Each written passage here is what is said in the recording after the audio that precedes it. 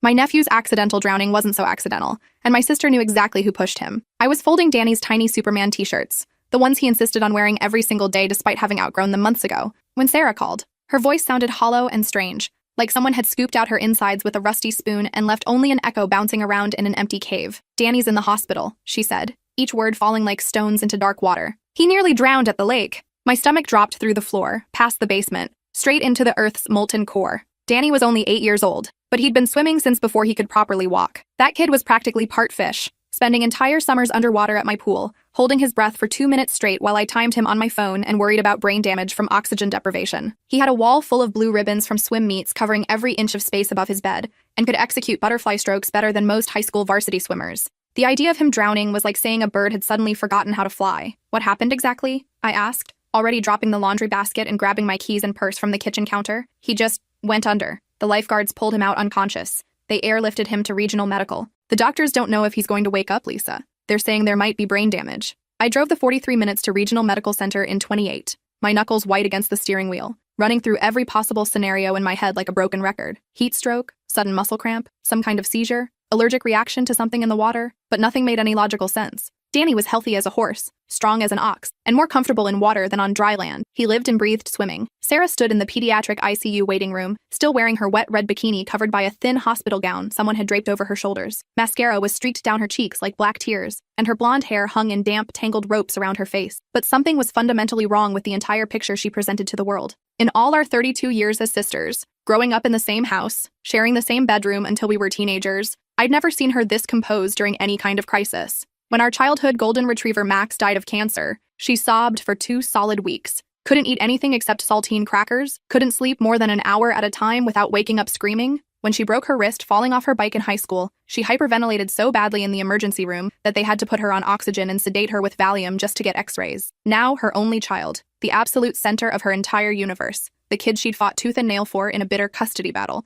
was fighting for his life in a medically induced coma, with machines breathing for him, and she looked guilty. Terrified? Yes, but not in the way a mother should be terrified when her child is dying. This was the kind of terror that comes from knowing something you're not supposed to know, from carrying a secret that could destroy everything. "Where's Marcus?" I asked, referring to her boyfriend of exactly 6 months and 12 days. I knew the precise timeline because I'd been counting down the days, waiting for this relationship to implode spectacularly like all her others. "He had to leave for work. Emergency shift," she said, not meeting my eyes, staring instead at the motivational posters on the waiting room walls. "Someone called in sick at the last minute." That struck me as immediately and deeply suspicious. Marcus managed a Pizza Hut on the outskirts of our small town of Millfield, population 8,200 according to the welcome sign. What kind of pizza emergency couldn't wait when your girlfriend's child was drowning in a hospital bed with tubes down his throat and machines keeping him alive? "Sarah, I need you to tell me exactly what happened out there at the lake, every single detail." She stared at the polished linoleum floor, picking at her cuticles until they bled, a nervous habit she'd developed after our parents' messy divorce when we were 12 and 10 years old respectively. "I already told you everything. He went under the water and didn't come back up. Kids do that sometimes, right?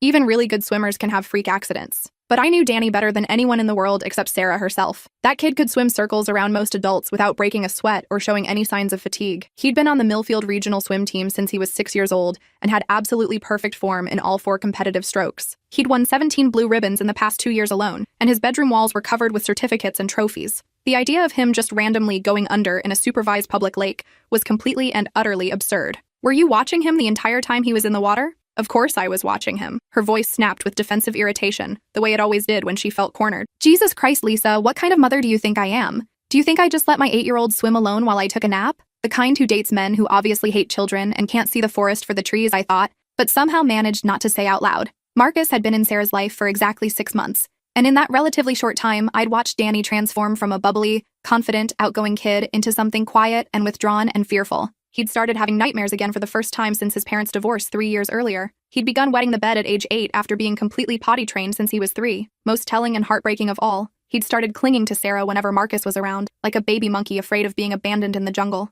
I tried to bring up my concerns with Sarah multiple times over the past few months, but she was so desperately lonely and emotionally fragile after her messy divorce from Danny's father that she refused to see any red flags waving in hurricane-force winds. Marcus was undeniably handsome, 6'2" with thick dark hair and the kind of dangerous, predatory smile that made otherwise intelligent women do catastrophically stupid things. He had charm when he wanted to use it, which was usually only when Sarah was around and never, ever when it was just him and Danny alone. The pediatric doctor emerged from the ICU 3 hours later, looking exhausted and grim. Dr. Martinez was a small woman in her 50s with kind eyes behind wire-rimmed glasses. Danny was stable but remained in the medically induced coma to prevent dangerous brain swelling. There was still a significant amount of water in his lungs despite the emergency room's aggressive treatment. Most concerning of all, there was visible bruising on his shoulders, upper arms, and the back of his neck. Bruising? I asked sharply, my nursing training from community college automatically kicking in. Could be from the rescue efforts, Dr. Martinez said very carefully, in the diplomatic way that doctors speak when they suspect something sinister but can't prove it legally. Sometimes the lifeguards and paramedics have to use considerable force to extract someone from water and perform emergency CPR. Sarah's face went completely white, like someone had drained every single drop of blood from her body. She gripped the back of a waiting room chair so hard that her knuckles turned the same ghostly color as her face. Can we see him now?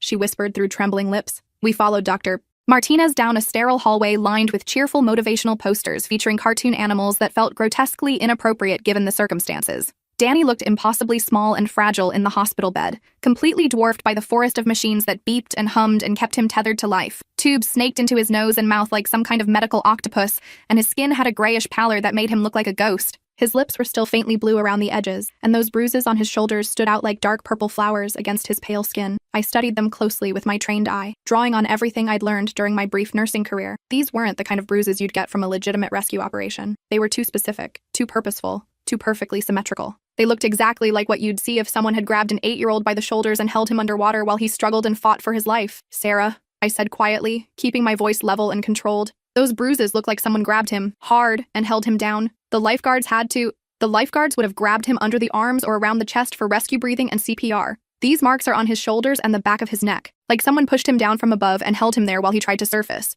Sarah's breathing became shallow and rapid, like she was having a panic attack. She kept glancing toward the door as if expecting someone to walk in and contradict everything I was saying, or maybe arrest her for something. I need some air, she said, practically running from the room like the building was on fire. I stayed with Danny for another 2 hours, holding his small, cold hand and promising him over and over that he was safe now, that Aunt Lisa was here, and nobody was ever going to hurt him again. Whatever had happened at Clearwater Lake, I was going to find out the truth, and I was going to make sure whoever was responsible paid the price. That night, after Sarah had gone home to shower and change clothes and pretend everything was normal, I drove the 30-minute route to Clearwater Lake. The park officially closed at sunset, but I knew the back entrance from our teenage years when Sarah and I would sneak in for midnight swimming parties with our high school friends. The place held too many good memories for something this dark and terrible to have happened here. I parked near the old maintenance shed that hadn't been used in years and walked the winding gravel path to the main swimming area. The August moon was nearly full, casting everything in silver light that made the perfectly still lake look like a mirror reflecting another world. During the day, this place would be crowded with families, children laughing and splashing, the smell of sunscreen and barbecue grills filling the air. Now it felt haunted and wrong. That's when I spotted them scattered near the picnic table closest to the water. Marcus's cigarette butts lying in the sand like evidence at a crime scene. Marlboro Reds, the same brand I'd seen him smoking in Sarah's driveway countless times over the past 6 months. But these were fresh, probably from yesterday, and several of them had bright red lipstick stains that definitely weren't Sarah's shade. She always wore soft pinks and corals that complemented her fair complexion. These were deep crimson, almost burgundy, like dried blood under moonlight. I crouched down and examined them more carefully. At least 6 cigarettes, all smoked down to the filter. That represented at least an hour of chain smoking, maybe more. Someone had been here for a significant amount of time, waiting or watching or planning something terrible. I checked the timeline in my head. Marcus had claimed he left the lake before Danny's accident because of a work emergency that required his immediate attention. But if that were true, why were there fresh cigarettes here from yesterday? And whose lipstick was on them? Sarah had been wearing nothing but chapstick when I arrived at the hospital. I took detailed photos with my phone from multiple angles, then continued searching the immediate area. Near the water's edge, partially buried in the coarse sand, I found something that made my blood turn to ice water: Danny's swimming goggles. The special prescription ones with the cartoon shark design that he never, ever went swimming without. He was too nearsighted to see clearly underwater without them, and Sarah had paid over $200 to have his exact prescription put into the special lenses. Why would Danny voluntarily take off his goggles? He was practically blind without them underwater, unable to navigate or orient himself properly. Those goggles were like a security blanket. They never left his face when he was swimming, not even in our backyard pool where he knew every inch by heart. Unless someone had deliberately pulled them off, someone who wanted to disorient him, make him panic and confused, make him easier to control and overpower. I carefully bagged both the goggles and several of the cigarette butts using tissues from my purse, then drove home with a sick, heavy feeling settling in my stomach like lead poisoning. I needed to know much more about Marcus's actual whereabouts yesterday, so I decided to do some investigating that probably wasn't entirely legal, but was definitely necessary for Danny's safety. The next morning, I called Pizza Hut where Marcus supposedly worked his management position. "Hi, this is Marcus Kellerman's girlfriend," I lied smoothly. using the fake sweet voice I'd perfected during my years working customer service jobs. He left his wallet at my place yesterday and I wanted to drop it off at work. What time does his shift start today? Marcus didn't work yesterday, the manager told me, sounding genuinely confused by my question. He called Tuesday morning, saying he had food poisoning and couldn't leave the bathroom. Haven't seen him since then, and he's not on the schedule today either. My heart started pounding against my ribs like a trapped bird trying to escape. Are you absolutely certain? He told me he had an emergency shift yesterday afternoon that he couldn't miss. Nope, definitely not. Poor guy was supposed to work a double shift on Tuesday but called in sick around 9 in the morning. Said he was throwing up every 20 minutes and couldn't function. I thanked him politely and hung up, my hands shaking as I immediately called Sarah. We need to talk right now, I said. Meet me at Rosie's Diner in 20 minutes. She agreed to meet me at the coffee shop downtown where we'd spent countless hours during high school, gossiping about boys and planning our futures that seemed so bright and full of possibility. Now we were about to discuss whether her boyfriend had attempted to murder her son in cold blood. Sarah looked like she'd aged 10 years overnight. Dark circles hung under her eyes like bruises. Her unwashed hair was pulled back in a messy ponytail secured with what looked like a rubber band, and she was wearing the same wrinkled clothes from yesterday. She wrapped her hands around her coffee cup like it was the only thing anchoring her to reality. I know Marcus wasn't at work yesterday, I said without any preamble. Watching her face carefully for tells, she stared out the window at the morning traffic for a long moment, watching cars full of normal people living normal lives.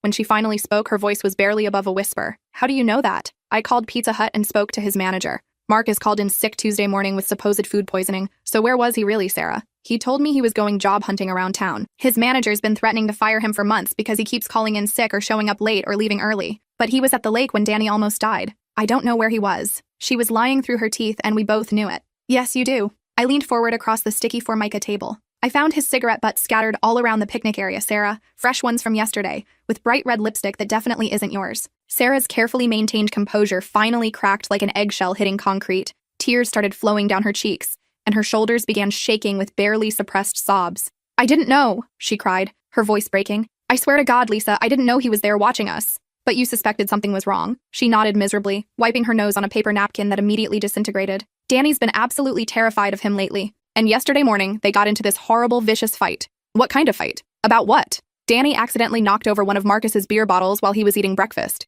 It rolled off the kitchen table and shattered on the tile floor. Marcus went absolutely ballistic, screaming about disrespectful little brats who don't understand that actions have serious consequences. My hands clenched into fists under the table. What exactly did he say to an 8-year-old? He said Danny was too comfortable, too spoiled, that he'd never learned what real fear felt like. He said maybe it was time for Danny to understand that actions have serious, permanent consequences that can't be undone. The pieces were clicking into place in my mind like a horrifying jigsaw puzzle, and I felt physically sick to my stomach. Sarah, did Marcus suggest going to the lake yesterday? Her face told me everything I needed to know before she even opened her mouth to speak. He said Danny had been acting bratty and disrespectful all week and needed to burn off some energy before he got completely out of control. He thought maybe if we took him swimming, got him really tired, he'd behave better for the rest of the day and stop being such a problem child. And then he mysteriously had to leave for a work emergency? He got a phone call right after we arrived at the lake. Said it was his manager, that someone had called in sick with the flu and he needed to cover an emergency shift immediately or he'd lose his job. But I knew the truth now. Marcus had orchestrated this entire thing like a chess master. He'd suggested the lake trip specifically, then pretended to leave for work so he could circle back and find Danny alone and vulnerable in the water. The lipstick on the cigarettes meant he hadn't been alone either. He'd brought someone with him to watch or help, or just witness what he was planning to do to a helpless child. Sarah, I think Marcus deliberately tried to murder Danny. She shook her head violently, like she could physically reject the words I was saying. No, absolutely not. He's not perfect, I know that, but he would never hurt a child. You're being paranoid and seeing conspiracies everywhere. Then explain the bruises that look exactly like finger marks. Explain why Danny's prescription goggles were lying abandoned on the shore when he never takes them off in water. Explain why Marcus lied about work. Explain why he was chain smoking at the lake with some woman who wears dark lipstick. Sarah's sobbing intensified until she could barely breathe properly. Between gasps for air, she managed to say, "There's something else I didn't tell you." My blood turned to liquid nitrogen. What? Last week, I caught Marcus on my computer looking up Danny's life insurance policy, the one Tom set up during our divorce proceedings as part of the custody agreement. When I asked him why he was researching it, he said he was just curious about our family's financial situation, trying to understand our long-term security and planning. I felt like I might actually vomit right there in the diner booth. How much is the policy worth? $200,000.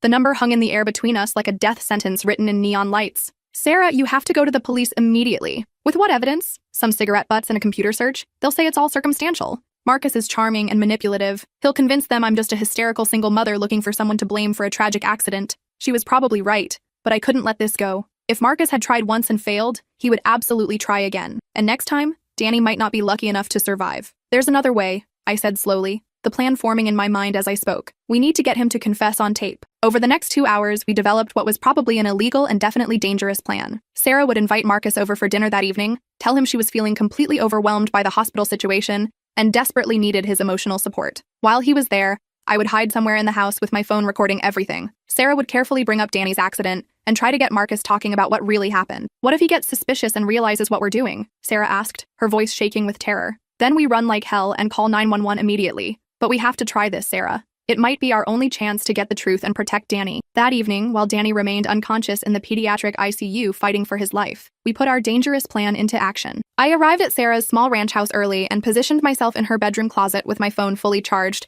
and set to record video. I had a reasonably clear view of the living room through the slightly cracked closet door. Marcus arrived precisely at 6 o'clock, bringing takeout Chinese food from Golden Dragon restaurant and a bottle of cheap red wine from the gas station. He seemed relaxed, almost cheerful, whistling softly under his breath, which made my skin crawl like I was covered in poisonous spiders. This was absolutely not the behavior of someone whose girlfriend's child was fighting for his life. "How's our little swimmer doing tonight?" he asked casually, not even attempting to sound genuinely concerned about Danny's condition. "Exactly the same," Sarah replied, her voice carefully controlled and neutral. "The doctors say it could be weeks or even months before we know if there's any permanent brain damage or cognitive impairment." Marcus nodded sympathetically and started unpacking the greasy takeout containers. "Kids are incredibly resilient, though. Especially tough little guys like Danny. He'll probably bounce back completely and be swimming competitively again before you know it." The casual, almost dismissive way he said it made me want to burst out of that closet and strangle him with my bare hands. Sarah poured wine for both of them, her hands shaking slightly, but not enough for him to notice. I keep replaying yesterday over and over in my mind, trying to remember every single detail of what happened. Why torture yourself like that? Freak accidents happen all the time, especially around water.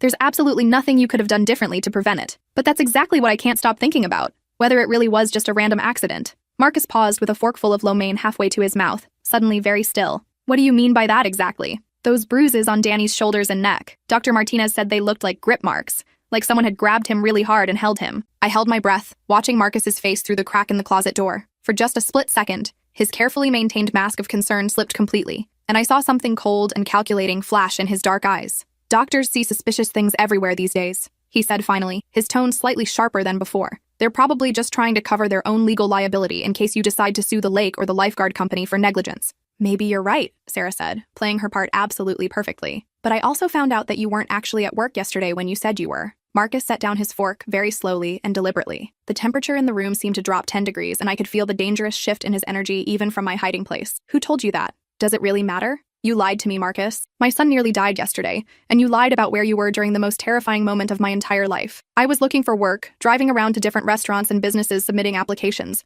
I didn't want to worry you about how desperate our financial situation really is. For 6 hours, all afternoon, and somehow you ended up at Clearwater Lake." Marcus stood up abruptly, his 6'2" frame suddenly seeming to tower over Sarah in a way that felt unmistakably threatening. I tensed every muscle in my body, ready to burst out of the closet if he made any kind of aggressive move toward her. "You're being completely paranoid and irrational," he said, but his voice had lost all its earlier casual warmth. "Grief and stress are making you see conspiracies and plots where there aren't any." "Then explain this," Sarah said, pulling out the photo I'd taken of the cigarette butts. "Explain why your Marlboro Reds were scattered all around the picnic table by the lake if you left before Danny's accident happened." The silence that followed stretched between them like a wire about to snap. I could hear my own heartbeat thundering in my ears. When Marcus finally spoke, his voice was completely different. Cold, empty, absolutely terrifying. "You really want to know what happened yesterday?" Sarah nodded, though I could see her entire body trembling with fear. Marcus sat back down slowly, and a cruel smile spread across his face like spilled oil. "Your precious little Danny was never in any real danger of dying. I just wanted to teach him a lesson about showing proper respect to the adults who are trying to help raise him." My heart was hammering so hard against my ribs that I was afraid he might hear it.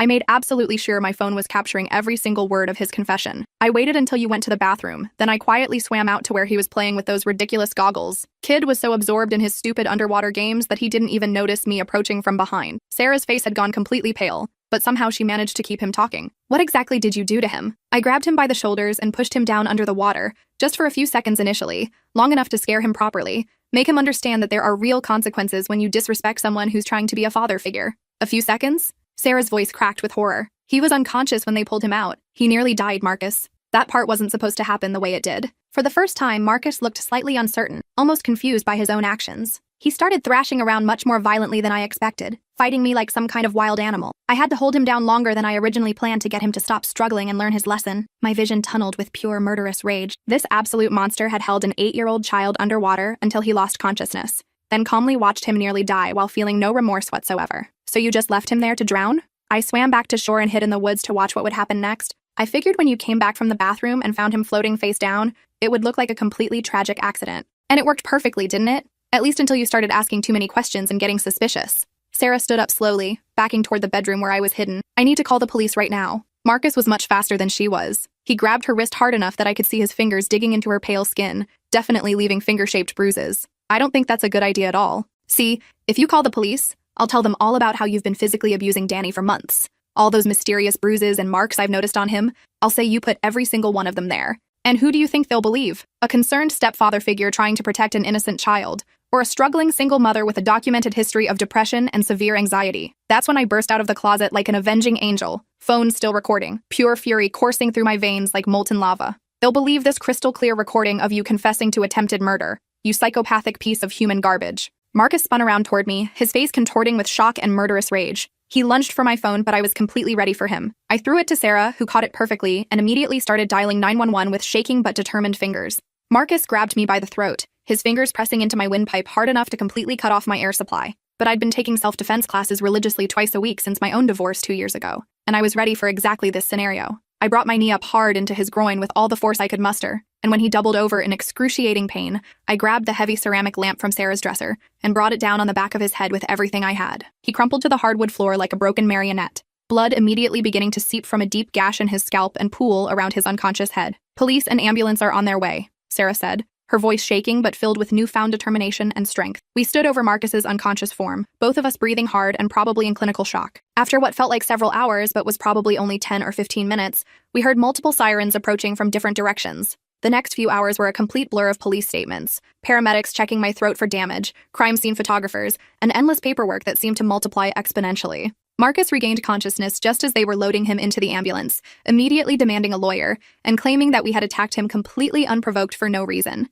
But the recording was crystal clear and more than enough evidence to ensure he'd be going away for a very long time. He was formally arrested for attempted murder in the first degree, aggravated assault on a minor, child endangerment, witness intimidation, and several other felony charges that I couldn't keep track of through my exhaustion and adrenaline crash. 3 days later, Danny woke up. His first words were, "Where's Marcus? Is he coming back to hurt me again?" "Gone forever," I told him, stroking his hair while Sarah cried with overwhelming relief. "He's never, ever coming back, sweetheart. You're completely safe now." Danny's recovery was slow but ultimately complete. The doctor said there was no permanent brain damage or cognitive impairment, though he had absolutely no memory of what happened at the lake that day. Sarah and I decided together that it was probably better that way. He didn't need to carry that trauma with him for the rest of his life. Sarah had a complete emotional breakdown once the adrenaline finally wore off completely. She couldn't stop apologizing, couldn't forgive herself for bringing a dangerous predator into their lives, couldn't understand how she'd missed all the obvious warning signs that seemed so clear in retrospect. It took months of intensive therapy for her to begin understanding that Marcus had been a skilled, practiced manipulator who had fooled everyone, not just her. During the trial 8 months later, we learned much more about Marcus's deeply disturbing history. He'd been investigated for child abuse twice before in different states, but never formally charged due to insufficient evidence and clever legal maneuvering. There were restraining orders from 2 previous girlfriends who'd had young children. He had a clear, well-documented pattern of targeting vulnerable single mothers, worming his way into their lives with charm and fake concern, then systematically taking out his rage and control issues on their helpless children. The prosecutor called him a predator who specifically sought out vulnerable families to exploit and terrorize for his own twisted satisfaction. Danny wasn't his first victim, just his first attempted murder that anyone knew about. Marcus was ultimately sentenced to 25 years in state prison without the possibility of parole. As the bailiff led him away in shackles and an orange jumpsuit, he looked directly at me and clearly mouthed the words, "This isn't over between us." But it was over. Completely and finally over. Danny started swimming again 10 months later, though now he only swam in public pools with certified lifeguards and never, ever alone. Sarah found an excellent trauma therapist and slowly, carefully began dating again, this time with extensive background checks, long courtships, and my complete approval of anyone who wanted to be around Danny. And me? I sold my downtown apartment and moved into the house directly next door to Sarah and Danny, becoming the fiercely protective aunt that Danny had always deserved but never had. I learned that sometimes family means stepping up when the adults fail, means trusting your instincts even when everyone tells you you're being paranoid, means being willing to commit felony assault to protect the people you love most in this world. 2 years later, Danny won the regional championship in butterfly stroke for his age group. At the victory ceremony, he climbed onto the first place podium with his gold medal and pointed directly at Sarah and me in the crowded bleachers full of cheering parents. "I want to thank my mom and my Aunt Lisa," he announced into the microphone, his voice clear and strong and confident. "They saved my life when someone tried to kill me." Most people in the audience probably thought he was just being dramatic, the way kids sometimes are when they want attention. But Sarah and I knew exactly what he meant. Some rescues happen in hospital emergency rooms with medical teams and life support machines working around the clock. Other rescues happen in living rooms with hidden recording devices, careful planning, and the courage to act when absolutely everything is on the line. The nightmare was finally over, but more importantly, Danny was safe and whole and swimming again. And I'd learned that sometimes the most dangerous people in the world are the ones we voluntarily invite into our homes, the ones we trust with our most precious treasures, the ones who smile at us while secretly planning unspeakable horrors. Never again. Not on my watch. Not ever.